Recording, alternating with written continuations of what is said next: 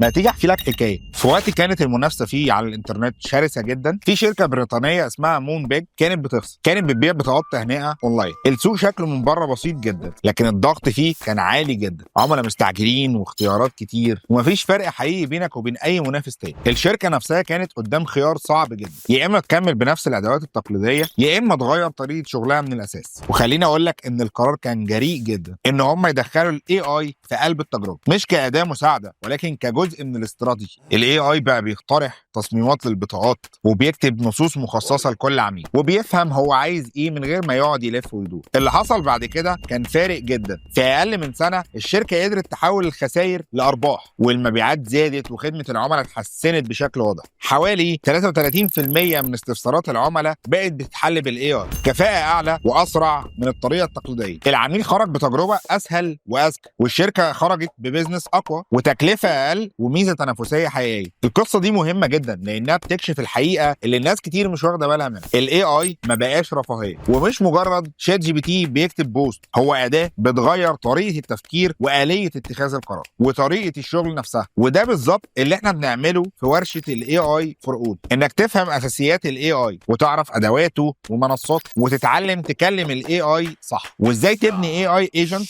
وتختار موديل مناسب لطبيعه شغلك. كل ده بتطبيق عمل. والقيمه الحقيقيه هنا انك تشتغل اقل وتفكر اذكى وتكون سابق غيرك بخطوه، مش بس بتتفرج على المستقبل، ده انت شغال بيه.